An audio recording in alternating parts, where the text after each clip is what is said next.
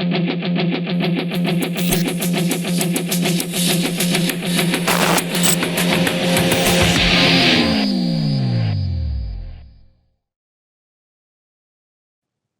just gotten started, and because I'm short, at roughly 5'1", I have trouble swinging the stick and string. It's hard not to hit the ground with it, and it's slightly heavy, which makes me get tired fast. Also, because of its weight and length, it's hard to get a good swing in. It slows down my timing, and I fight with it a lot. Beyond needing some arm exercises, would it be better to get the kid stick, or am I putting too much into perfecting my stick handling technique? So this is a pretty common question, and my first answer is no, don't get a kid stick, because a kid stick is shorter. The whole reason an adult stick is 4 feet long, because we want to keep the horse out of a personal hula hoop space. And when you're training a horse with the method, it's safety first. So by having the stick that length, you're further away from the horse. If the horse would go to bite you or kick you or run over you, you can keep the horse out of your personal space. Now, as far as your arm getting tired and coordination with your stick, it's like anything. You've got to practice with it. A lot of the girls, here's the thing. Women have to have much better technique using the tools, the stick and string, than men. And now here's why. Men have an advantage that we are stronger than women. As a general rule, we're stronger than women. So men can have sloppier technique and not as good a technique and still be effective because we have strength to make up the difference. But if a woman has bad technique or sloppy technique and she's not as strong, now she's ineffective.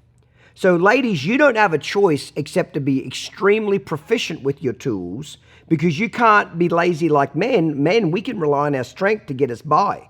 Even if we suck, our strength will make it right. You don't have that advantage as a typical rule.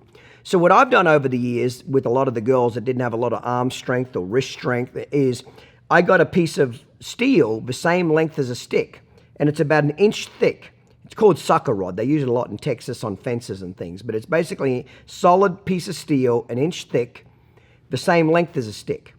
Well, when you pick that up, that son of a bitch is heavy. So in the beginning, you don't have enough strength in your wrist and your arm to hold it at the end and tap the air, 1, 2, 3, 4. So you might have to hold it halfway up the stick and just start practicing tapping the air. Practice moving your arm in a circle. Practice lifting it up and down. Do these arm exercises for 10, 15 minutes every single day and build up strength in both arms. And then as your arm and wrist get stronger, every week or two, you'll be able to slide your hand maybe 1 inch or 2 down the rod. A couple of weeks later, slide it a couple more inches down until eventually you can hold it almost at the end and you built up all this strength in your wrist and your arm. And then, so when you practice with something heavier than what you use, when you go back to the stick, it's easy. I got this concept from, there's a really, in Australia we have cricket. It's like our version of baseball, okay? Australian cricket. It's real popular in Commonwealth countries, India and Pakistan and Australia, shit like that, okay?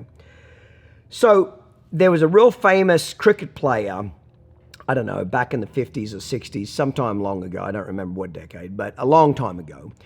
And his name was, I think his name was Don Bradminton, I think it was. It's been years now since I saw this in school.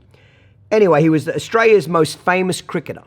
So he was famous because when he had the cricket bat, he could hit the ball and place it anywhere on a cricket field. He had magic control of where he could hit the ball and not just hit it like in baseball, but hit it and put it in a specific location. Well, this is how he got so good. As a kid, he would go to an old barn behind his house, and it was a corrugated, so it's corrugated, it's got the wrinkles in it, corrugated shed. And he got a broomstick, so a broomstick's not very big, is it? And he got a golf ball. And he would practice hitting that golf ball against that corrugated iron shed. Well, because it's corrugated iron, where do you think the ball came back? Who knows? It might go up in the air, it might come down low, it might come straight at him. And a cricket bat is about that wide. If you don't know what cricket is, look it up on fucking YouTube, okay? It's about that wide, okay? A broom might be that wide. So, and a cricket ball is about the size of a baseball. Well, a golf ball is probably, a third of that size, maybe less. So he's trying to hit a ball a lot less size with a bat a lot less wide. So that's automatically pretty difficult. Then add in the corrugated iron, which means every time the ball hit the iron, it would come back at a different angle. Well, every day after school, he'd go out there and practice 30 minutes an hour every day, hitting this golf ball against this corrugated iron. He got so good, he could just keep whacking it again. He'd never miss.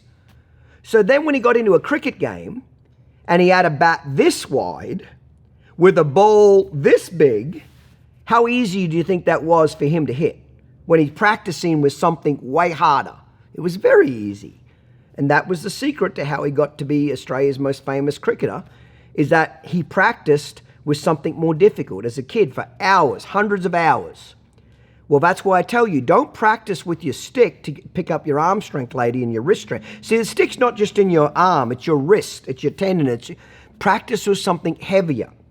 Even if you just do 5 minutes, swing the rod 20 times to the left, 20 times on left, 20 times on the right. Pick it up 20 times here, 20 times here. Practice tapping the air. Just do it for 5 minutes every morning when you go to feed the horses.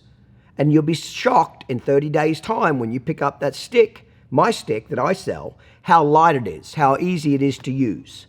Okay? So I suppose I'm going to give you the fucking answer you don't want to hear. Practice, build up your strength, get more proficient with your tools.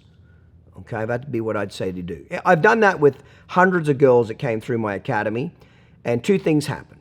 The girls that did what I said and practiced every day overcame this problem and got really proficient with their tools and really good. The girls that did it for 2 or 3 days and thought it was too difficult and didn't want to do it anymore, they sucked and they never got better. It's that simple. You just got to pick your team.